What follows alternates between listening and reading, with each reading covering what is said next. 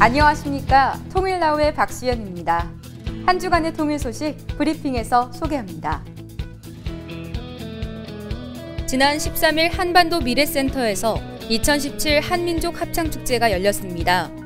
한민족 합창축제는 한반도의 평화 통일을 기원하고 한민족의 화합을 도모하기 위해 열리는 행사입니다. 현장에는 천혜성 통일부 차관을 비롯해 합창단, 지역 주민 등 550여 명이 참석했습니다.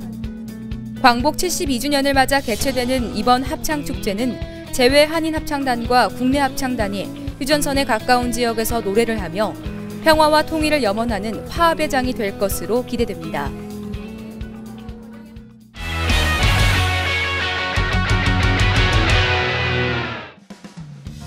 오늘은 2017 통일 리더 캠프의 마지막 이야기를 소개해 드릴 텐데요. 북한 접경 지역을 살펴보며 여행을 마무리하게 된 학생들. 그들에게 이번 여행은 어떤 경험으로 남게 될까요? 통일 현장, 지금 함께 보시죠. 지나간 역사를 통해 통일의 희망을 찾는 2017 통일 리더 캠프. 강을 사이에 두고 만난 북한의 모습은 분단의 아픔을 새삼 느끼게 했는데요. 다른 무엇보다도 전쟁이라고 하는 게 얼마나 파괴력을 가질 수 있는지를 느낀 것 같아요. 통일의 과업을 짊어진 우리들은 역사의 현장을 향해 끝없이 걷고 끝없이 토론했습니다. 우리가 이번 여행에서 얻은 것은 무엇이었을까요? 2017 통일 리더 캠프 마지막 이야기를 시작합니다.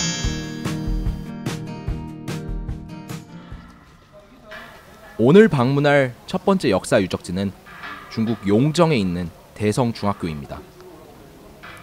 이곳은 일제강점기 당시 민족교육의 요람이 되었던 곳으로 수많은 독립운동가들을 탄생시킨 곳이기도 한데요. 그중 가장 유명한 사람은 시인 윤동주입니다. 서시 윤동주. 죽는 날까지 하늘을 우러러 한 점 부끄럼이 없기를 잎새에 이는 바람에도 나는 괴로워했다.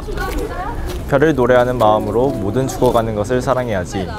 그리고 나한테 주어진 길을 걸어가야겠다. 오늘 밤에도 별이 바람에 스치운다. 모든 죽어가는 것을 사랑해야지라는 문구를 통해서 뭐라고 표현을 해야 할지 모르겠는데 미움을 승화시키고 시로서 승화시키고 자신의 깨달음을 나름 우회적으로 이렇게 얻은 것 같아서 저 문구가 가장 인상 깊은 것 같아요. 여행 4일째가 되는 이날은 우리의 먹성이 폭발하는 날이었습니다. 왜냐하면 우리 힘의 원천, 한식을 먹었기 때문이죠. 향이 강하고 기름진 중국 음식 대신 얼큰한 찌개 냄새를 맡으니 정말 침이 고이다 못해 흐르더라고요. 최고급 코스 요리가 이날 음식만 할까요? 오늘 식사 어때요? 너무 맛있어요. 진짜 중국 와서 한국 음식 처음으로 먹는 것 같아요. 처음 맞는데. 먹는 거 맞지? 너무 맛있어요, 진짜. 저는 지금 중국 와서 처음으로 칭찬하는 밥 먹는 것 같아요. 오랜만에 나물을 먹으니까 맛있어요.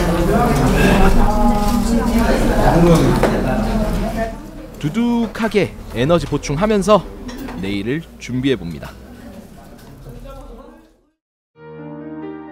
북한 접경 지역으로 향한 오늘은 여행의 마지막 날입니다. 여행이 막바지로 향하면서 왁자지껄하던 처음과는 달리 친구들 얼굴에는 생각의 흔적들이 엿보입니다. 두만강 건너편으로 보이는 저 다리는 북중 교역다리입니다. 물자를 실은 트럭 한 대가 중국에서 북한으로 가는 것이 눈에 띄죠. 남한과 북한 사이에도 저 트럭처럼 자유롭게 오갈 수 있는 다리가 있었으면 하는 아쉬움이 들었습니다. 한참을 달린 후에야 도착한 이곳. 오늘따라 다리가 천근만근이지만 힘을 내어 걸어가 봅니다. 여기는 북한과 중국 그리고 러시아 3국의 접경 지역입니다. 위로는 38선이 가로막고 있고 삼면이 바다인 남한은 섬과 같은 나라라 해도 과언이 아닌데요. 여기를 보면 한반도가 대륙이구나 라고 하는 것을 확인할 수 있습니다. 만약 남북이 통일이 되면 육로로도 충분히 북한을 지나 중국 그리고 러시아까지 자유롭게 왕래할 수 있는 거죠. 오늘따라 유난히도 남북 분단의 상황이 야속하게만 느껴집니다. 저 너머에 저희 대한민국이 있는데 이곳까지 오는데 이렇게 직접 오지 못하고 이제 비행기를 타고 온 것이 좀 그렇고, 항상 그 남한 쪽에서만 북한을 바라봤는데 또 반대쪽에서 이렇게 바라볼 수 있는 기회가 돼서 되게 또 좋은 것 같습니다. 저기 보면 다리가 있거든요. 근데 만약에 다음에 통일이 된다면 여기가 다 같이 이어져서 러시아까지 갈 수 있는 거잖아요. 그래서 뭔가 가슴이 뭉클하면서도 되게 아쉽고 그랬어요. 여행을 하면서 생긴 통일에 관한 궁금증은 연변대 교수님의 강의를 통해 조금이나마 해소할 수 있었습니다. 통일은 남북 양자 간의 문제가 아니라 세계가 함께 해결해야 하는 우리의 문제라는 말씀이 기억에 남았는데요. 앞으로 우리 젊은 세대들이 해야 할 일이 무엇인지 다시 한번 가슴에 새겼던 시간이었습니다. 자, 하나, 둘, 셋. 우리가 6일간의 대장정을 마무리한 2017 통일 리더 캠프. 우리는 어떤 것을 느꼈을까요?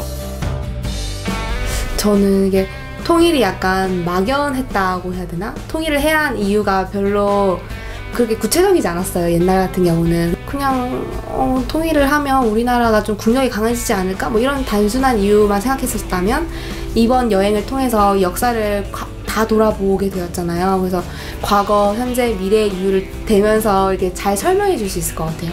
이러이러해서 우리가 통일을 해야 한다, 이렇게.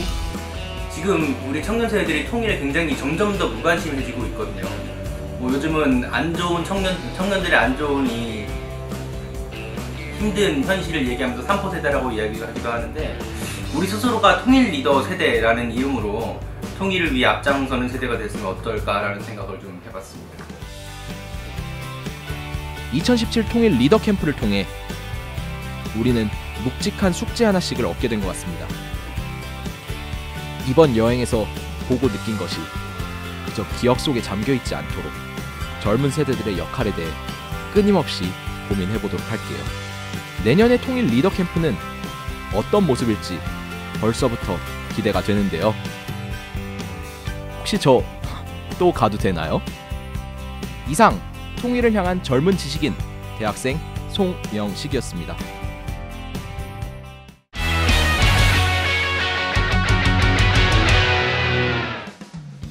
남과 북 사이에 가장 시급한 문제는 무엇일까요? 바로 이산가족 상봉이 아닐까 싶습니다. 이산가족 1세대가 점점 고령화되면서 가족을 만날 수 있는 시간이 얼마 남지 않았기 때문인데요. 2000년에 처음 시작된 이산가족 상봉의 그날을 오늘 통일발자국에서 찾아가 봤습니다.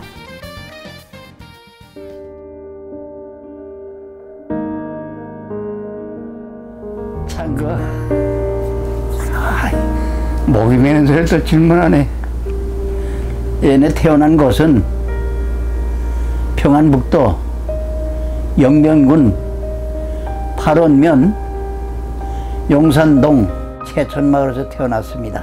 아버지가 날 데리고 오라고 자꾸 보낸다. 그래서 왔다면서 공부하려면 이남 가야지. 여기선 공산주의는 앞으로 안 된다. 자꾸 그래서 어머니한테 얘기를 해가지고서 뭐 3포선 오래 맥히겠냐. 아버지한테 가서 공부나 많이 해가지고 오너라. 남동생 그거 하나 있는 거 나 14살 때 그 난 새끼인데 포옹하고 나 공부하고 할 테니까 너 잘 커라 해서 두들겨주고 여동생 있는 것도 그래서 나 공부하고 그래 이남에 간다 이러고 나고 왔어요.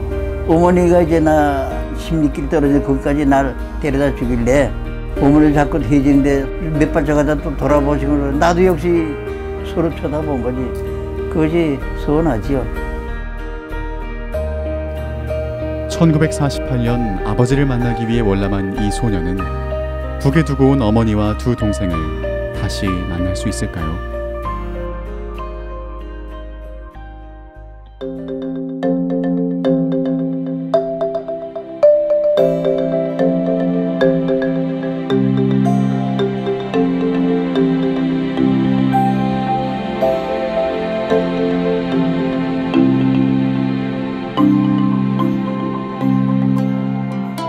2000년 8월 15일 광복 55주년 군사분계선 하늘을 가로질러 비행기 한 대가 서울과 평양을 오고 갑니다. 서울과 평양에서 남북의 이산가족 200명이 반세기 전 헤어진 가족을 뜨겁게 안습니다. 상봉장소였던 서울의 컨벤션 센터와 평양의 고려호텔은 금세 눈물바다로 변했는데요. 김포공항에서 고려항공을 타고 순안공항에 도착해 평양 고려호텔로 가셨던 최성신 할아버지 역시 감격적인 순간을 경험했습니다. 할아버지가 17살 때 헤어졌던 동생을 53년 만에 만나게 된 것. 요 동생을 내 9살 때 보고 나왔는데 그때는 얼굴이 동그랗고 했는데 얘 반드시 알아볼까? 나도 걔가 나를 알아볼까? 나 17살 때고 내가 그때 72세 나이 차이가 있는데 알아볼까? 이야, 내가 그 자리에서 시도덕은 못해갔구나. 아버지 붕어빵이구나. 근데 이 여동생도 근데 내 여기서 저 서울고밖에 다닐 때 찍은 사진 한 장 보냈어요. 그거 받아봤는데 아래가 똑같다고. 야, 여동생 그 몇십 년 전에 만났는데 그거 안길 때 그요 오빠하고 안기는데 더더나 여동생 금세 하나밖에 없는 그게 안길 때 그건 참 상상이 맺게 정말 목이 메서 어떻게 뭐 정말 괴로웠어요. 응. 무려 760대 1이라는 경쟁률을 뚫고 평양 방문 이산가족 상봉자에 선정된 최성신 할아버지. 방문단으로 선정된 것도 놀라웠지만 어머니와 남동생 소식에 큰 충격과 슬픔을 느꼈다는데요. 기분이야 그거 진짜 기가 막힙니다. 갔더니 당첨됐다고 그러더라고요. 그래서 거기서 말하기를 남동생 죽고 어머니 돌아가시고 나 여자 하나밖에 안 난 거였다 그러더라고요. 어머니 연생이가 돌아갔다 이해되죠. 남동생 하나 그게 갔다는 게 제일 서운하더라고요. 함께 오지 못한 남측 가족의 목소리를 녹음해서 동생에게 들려주고 언제 다시 만나게 될지 모를 동생의 목소리도 녹음해 왔습니다. 아버지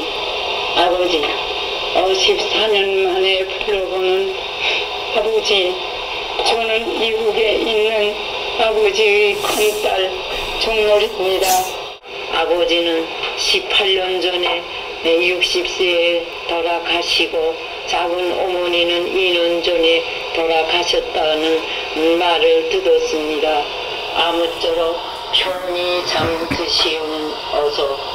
아버지, 작은 어머니 줄 받으십시오. 큰딸 정놀 우리가 큰 줄 올립니다. 이산가족 방문단 교환 행사는 2000년 남북정상회담에서 두 정상이 이산가족 문제를 해결해 나간다는데 의견을 같이 하면서 시작되는데요. 남북은 제1차 남북적시자회담을 열어 이산가족 방문단의 교환 일정과 방식, 인원수, 이동 경로 등을 협의해 나갑니다. 회담에서도 여러 그 이동 경로에 대한 논의들이 있었죠. 근데 고령자하고 또 서울과 평양을 손쉽게 이동하는 방법이 당시에는 항공으로 이동하는 게 가장 좋은 걸로 그렇게 서로가 합의가 됐고, 우리는 그때 순차 방문을 주장했었습니다. 그러니까 8월 15일부터 2박 3일 동안 먼저 평양을 방문하고 그 다음에 이어서 또 2박 3일은 서울을 방문하는 걸로 그렇게 주장했는데, 북측에서는 순차 방문이 아니라 동시 교환을 주장했었죠. 이산가족 방문단을 동시 교환하기로 합의한 후 정부와 대한적십자사는 인선위원회를 구성해 이산가족 중 상봉자를 선정하는 기준을 마련하는데요. 연령과 가족관계, 과거 신청 여부 등을 기준으로 1차 후보자 400명을 컴퓨터로 공개 추첨하고 이들 중 사망자와 건강진단 결과 부적격자를 가려냅니다. 학계, 그다음에 이산가족 관련되는 단체장들, 여성계, 언론계 다 포함해가지고 구체적으로 인선 기준을 마련했죠. 딱 두 가지였습니다. 이건 공정하고 투명성 있게 하자 하는 거였고, 많은 이동도 필요하고 그렇게 하니까 건강도 고려해야 된다는 그런 주장들도 있었고, 근데 북측에 아버지 어머니를 만나겠다는 사람은 나이가 젊으니까 골고루 들어갈 수 있게끔 하자라든지 여러 가지 그 논의 과정에서 서로 이제 합의하는 과정들이 있었죠. 2박 3일 동안 단체 상봉과 개별 상봉, 참관 등의 일정으로 진행된 첫 이산가족 상봉. 그 후 지금까지 20여 차례 진행되어 왔는데요. 상봉 행사라는 이름 없이 남과 북의 이산가족들이 자유롭게 만나게 될 그날이 오길 간절히 바라봅니다. 오늘 준비한 소식은 여기까지입니다. 이상으로 통일나우를 마칩니다. 시청해주신 여러분 고맙습니다.